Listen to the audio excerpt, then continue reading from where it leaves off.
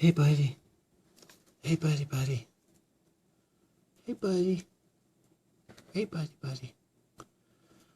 Hey, buddy, buddy. You ready to eat? Hmm? You ready to eat? Hmm? You ready to eat? You ready to eat? Hmm? Are you ready to eat, huh? Yeah. You ready to eat? Hmm? You ready? Are you ready to eat?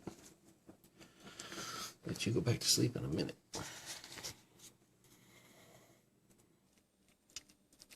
Is that not the cutest thing? Are you pushing at the same time he's sucking? Yeah, okay. You can feel his pressure is so good. It actually, I got to hold the thing back from going. You only want to give him about a cc each time. Okay.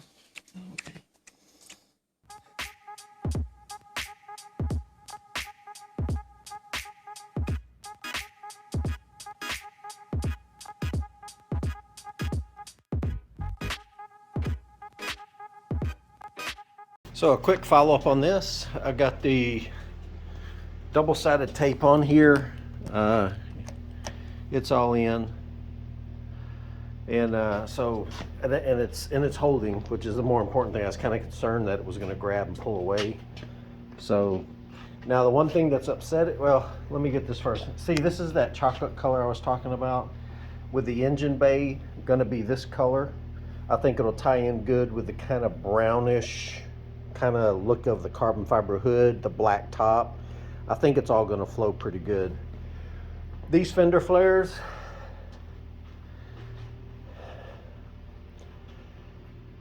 couple issues, I guess. Now when I first put these fender flares on, in order to get them to round like I needed them to, I ended up having to kind of heat them up a little bit. The fronts were worse than the back because the front of the car has more of a pinch coming down. It makes a curve and then kind of goes that way. So that made the flare, I needed to kind of play with that a little bit. I meant to, and this is one of those things where I kind of jumped ahead of myself.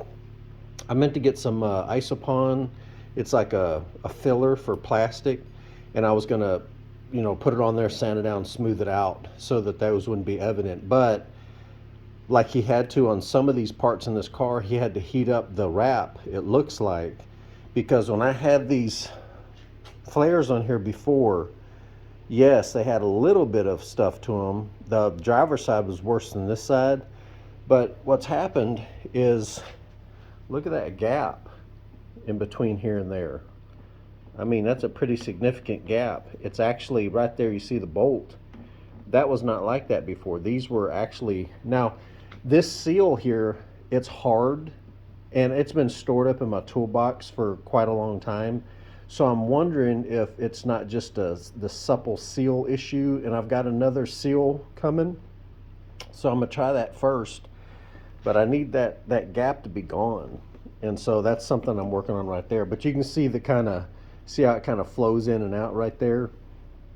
This part here, I did this because I think at some point I envisioned melding the fender flares into the bumper pieces and the sections here, so that if I did that, then I'd have this whole thing melded, and if I ever needed to take the front clip off, I'd be screwed. So I did what is popular, and I just found the seam here, got here, and I cut it here. So then if I wanted to, and I can still do it this way, if I go to take the front bumper off, this piece can come with it.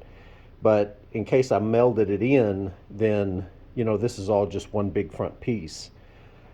So, but unfortunately this gap is not even. I guess to a more discerning eye it's a big deal. To me,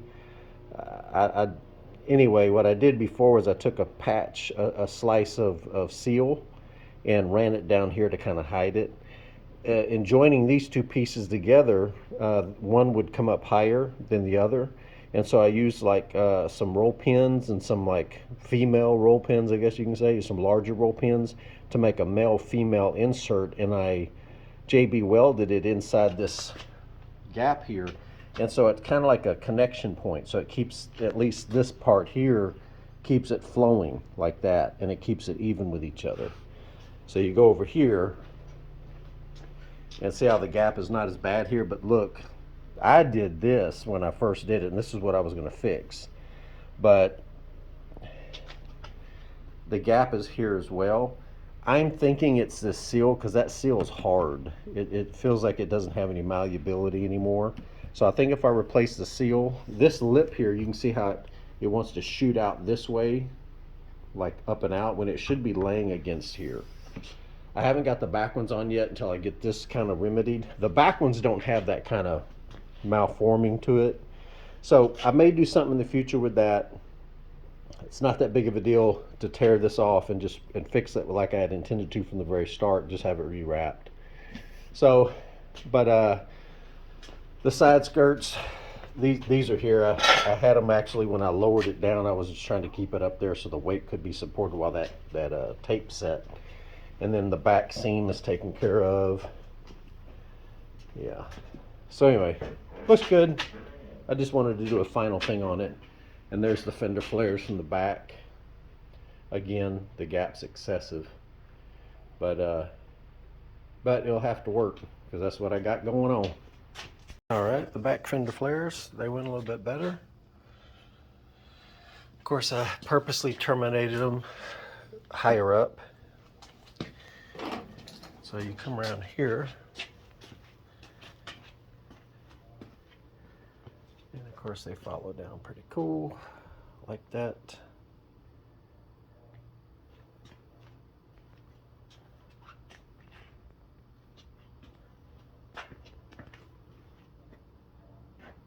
Man, I like it.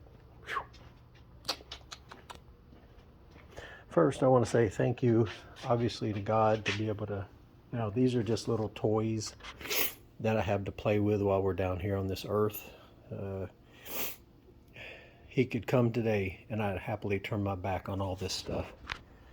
So, but yeah, I love it. I like the way this is looking.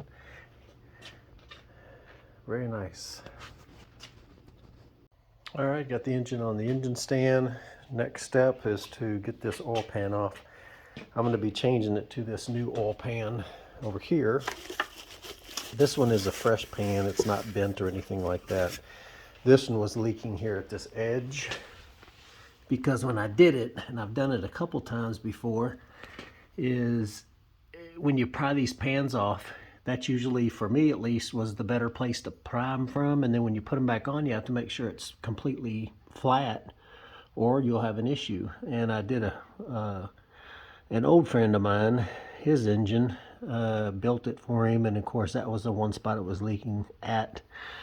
And so yeah, I don't want to do this another time. I'm going to pressure wash all this off here, you know, cover up everything I need to. I'll wait to put on the valve cover once the engine gets in the car so that I don't mess it up with the hoist chains and all that stuff. So I got to pick a part or a point where I'm going to put the exhaust temp probe. It's probably going to be, I want to say it's probably going to be somewhere right in here, maybe, because this is going to be real close to the block. So it's got to be somewhere here to where all these, the 4 into 2 into 1 come together and pick up a reading.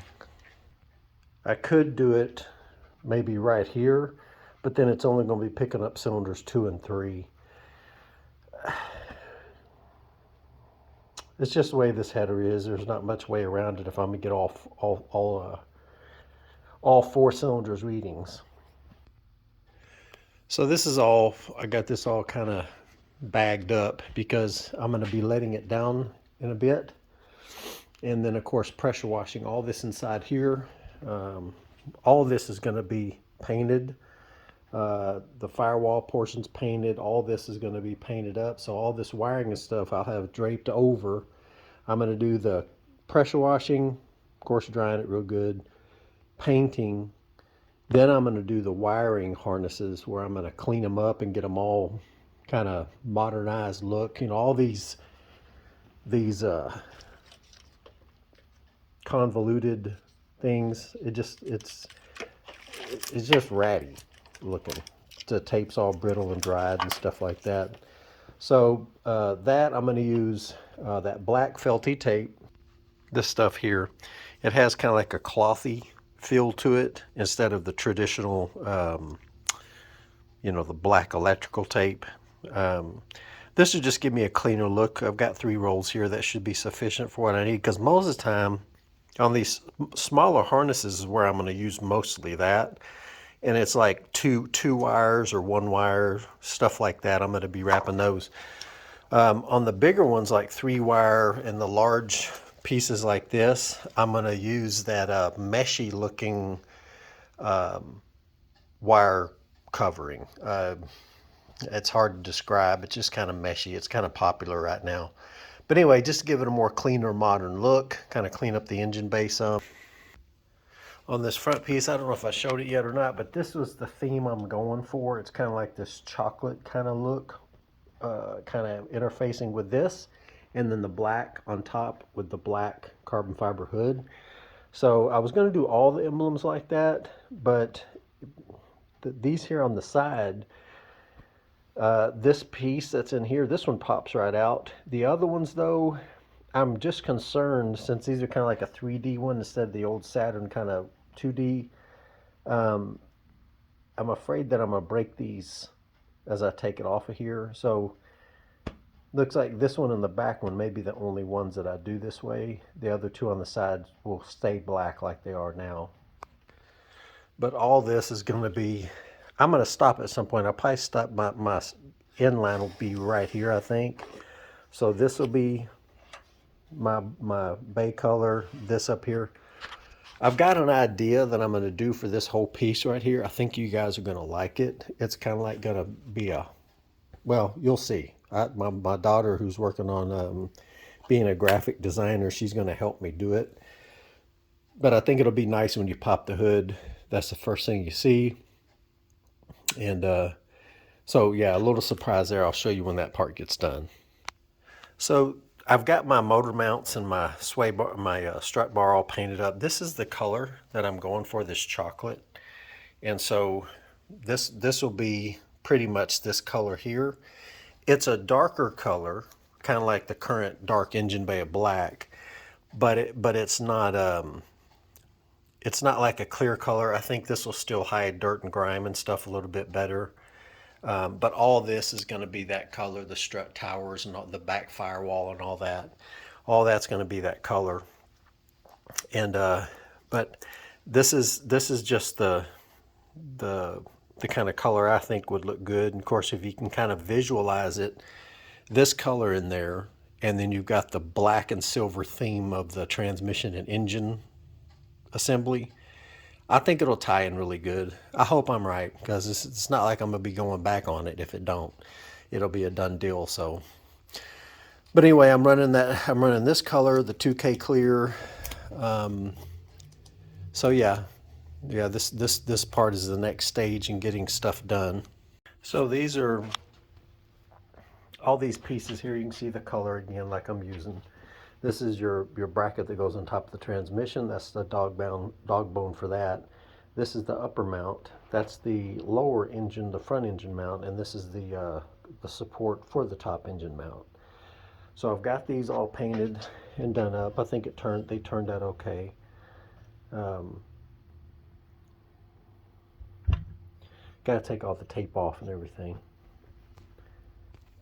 So here's just this one with the tape off of it. Of course, this one I did fill in with that window weld type stuff to make it stiffer. So I thought, okay, well, I'm wasting my time with this mount in particular, because if it wears out and I need to replace it, the next one's coming black and I got to do this all over again. So be it. But at the same time, though, I've stiffened this one up enough to where I don't think this one's going to fail anytime soon. These other ones have these Prothane inserts in them, so I can always just press these out, get them out, and just swap them out, and I can always keep these. And of course, these don't matter, these 2 pieces. So, but that's the front deal that holds the bracket for your front fascia, and then of course your hood latch goes right behind that. So that's going to get done as well. Looks like I'm gonna have to buy 1 more bag of sand so I can blast these other pieces and whatever else I end up doing inside the engine bay there. But yeah, so coming along. And the last piece is that strut tower bar. So that'll look good on there. So here's it. And of course it's not seated all the way because in order to mount a strut tower bar, I would have to drop this strut down a little bit to get these bolts to line up. But that's just kind of just laid in there to give you an idea of the color contrast to the orange to that. Like I said, it's you got to kind of see it, but I think what I'm seeing in my mind will work. We'll see. Of course, this is the single overhead cam transit. I'm going to bust down and do the changeover for the Phantom grip. There's the old dual overhead cam one right over there. I ain't gonna do anything with that. I just put it upstairs. But this is the one that's been steam clean, or not steam cleaned, but just pressure washed. I was gonna paint it, but you know, it's starting to get a little cheesy now. I'm kind of getting outside of my mandate of what I wanted to do. I wanted to just make it look clean. Not a show car, but just clean and well functioning, just attention to detail. So yeah, we're not going to be doing that. So I'll break this thing down, and I think I'm going to do a full video on it for you guys, and it'll probably be just one that I kind of do and talk over rather than try to hold the camera and show you and all this stuff. And that way, if you ever want to do it, you'll have the confidence and stuff to do it. I've done that one before, and like I said, I've done this one before, but it's been so long ago, I'm going to have to walk myself through it. So anyway, all right, pulled it outside. Now I'm going to do the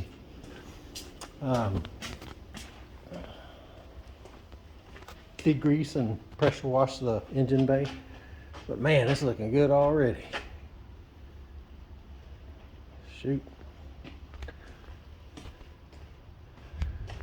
So I got the engine bay pretty much taken down. I'm going to be degreasing and high pressure washing it all the way up to here, sanded down.